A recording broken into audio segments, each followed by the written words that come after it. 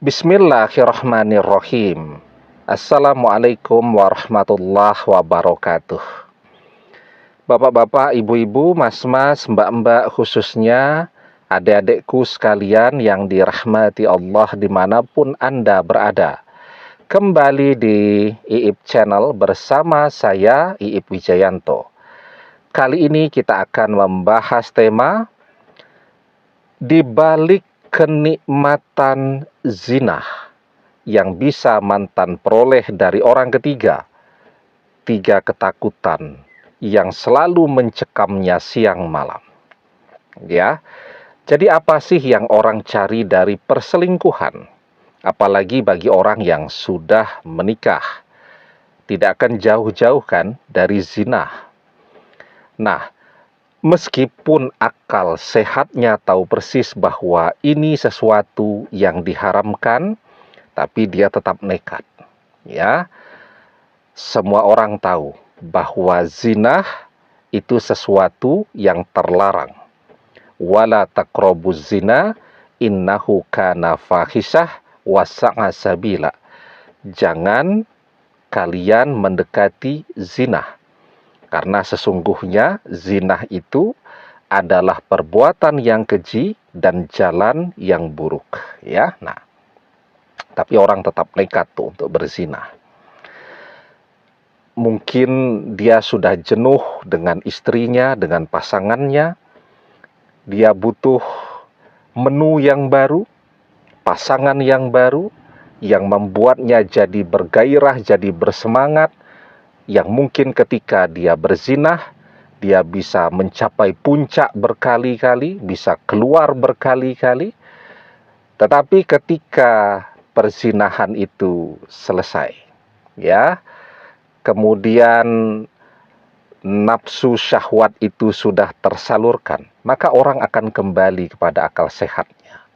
Meskipun setelah itu dia akan berzinah lagi, tetapi dia selalu dicekam dengan tiga ketakutan.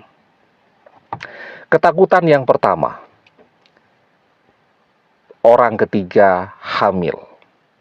Ya, atau kalau yang berselingkuh ini wanita atau istri, ketakutannya dia hamil. Bukan dengan suaminya. Misal suaminya di luar negeri, bekerja, jadi tenaga kerja, atau sedang pendidikan ke luar negeri, dan seterusnya. Nah, kemudian dia berzina. Maka ketakutan terbesarnya kalau sampai terjadi kehamilan. Orang tahu suaminya sedang jauh, ya, pulang belum tentu 2 tahun sekali. Kok tahu-tahu dia hamil. Nah, atau kalau laki-laki yang berzina atau berselingkuh tadi, itu stresnya luar biasa, ya. Kalau wanita mungkin masih jauh lebih mending, ya. Karena kalau sampai terjadi kehamilan kan dia yang merasakan. Kalau tidak terjadi kehamilan, dia juga yang merasakan.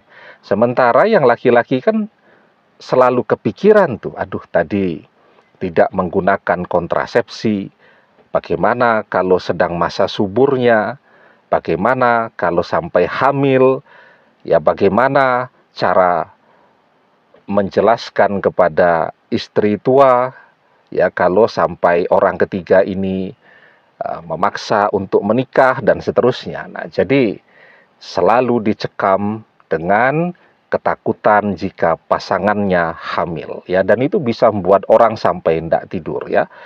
Dia gelisah, dia chatting kepada orang ketiga, gimana kamu hamil atau tidak, yang kemarin jadi atau tidak, ya.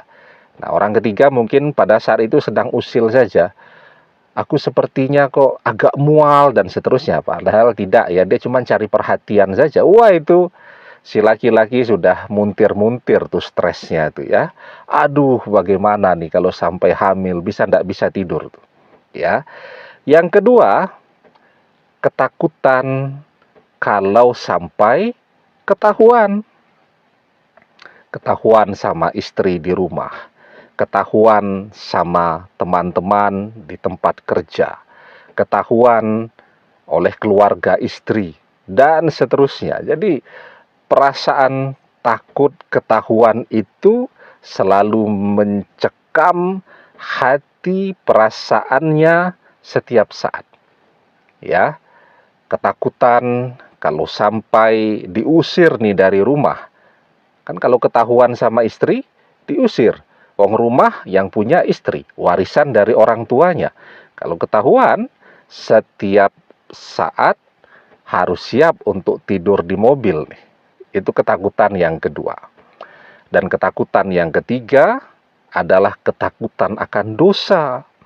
Ya, bagaimana nih kalau belum sempat bertaubat, tiba-tiba kiamat. Oh, itu ketakutan yang akan selalu muncul tuh. Ya, di dalam hati dan pikiran manusia ketika akal sehatnya kembali setelah nafsu syahwat tadi tersalurkan. Nah, jadi jangan dipikir ya, jika mantan itu bahagia tuh dengan perselingkuhannya itu cuman happy-happy, senang-senang, enggak. Dia juga setiap saat dicekam dengan perasaan ketakutan. Ya, apalagi tadi ya, kalau berzinahnya ini misal wanita dengan suami orang, waduh itu takutnya luar biasa tuh. Laki-laki berzinahnya dengan istri orang, cemasnya luar biasa ya. Wah ini ya, ketahuan atau konangan sama suaminya, keluarga istrinya, keluarga si wanita pun itu pasti akan ngamuk luar biasa ya, dan seterusnya. Nah, jadi memang yang namanya perselingkuhan itu nikmatnya sesaat kan, tetapi penderitaannya setiap saat ya. Nah, karena itu memang ketika kita berpikir pada saat ini bahwa mantan bahagia. Nah, misal pun ya pada saat ini sudah berpisah kan dengan mantan, tetapi siapa nih yang menjadi selingkuhannya mantan? Siapa nih orang ketiga ini? Orang ketiga ini misal istri orang atau suami orang, sudah tuh.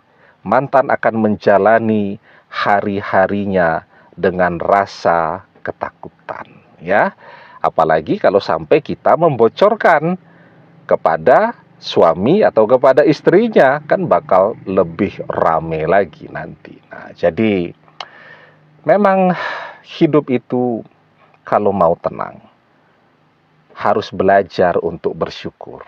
Misal laki-laki ini ya, di media sosial ada teman cantik, ya sudah, abaikan saja. Apalagi kalau istri orang, ya. Kalau memang merasa kehadiran teman di media sosial ini bakal membuat dia tergoda, kalau perlu di-unfriend saja. Ya, daripada kedepannya jadi repot, jadi stres, dan seterusnya. Dan bersyukurlah ya dengan kehadiran istri di sisi. Walaupun mungkin sekarang sudah tidak cantik seperti awal pernikahan ya. Kalau kita bercermin juga, kita sudah tidak seganteng pada saat awal pernikahan dulu. Karena seiring waktu, semua manusia akan menua, yang membuat ketampanan dan kecantikannya tadi memudar. Ya, nah, jadi kalau kita pandai bersyukur, ya, bersyukur dengan kehadiran istri yang sudah tidak cantik tadi, bersyukur dengan kehadiran suami yang mungkin sudah menua, sudah tidak perkasa seperti dulu lagi. Tetapi kalau kita pandai bersyukur, hidup kita akan berkah, dan yang lebih penting lagi, kita tidak dicekam ketakutan, dosa, dan seterusnya, dan kita akan menjalani hidup dengan tenang. Karena itu, selalu belajar bersyukur. La'in syakartum la'azidannakum wala'in kafartum inna azabil lasyadid. Allah Subhanahu wa ta'ala mengajarkan kepada kita, jika kalian pandai bersyukur, maka akan aku tambahkan nikmatku atas kalian. Tetapi jika kalian tidak pandai bersyukur, maka sesungguhnya azabku sangat pedih. Demikian, semoga bermanfaat. Wallahu a'lam bissawab, billahi taufik wal hidayah.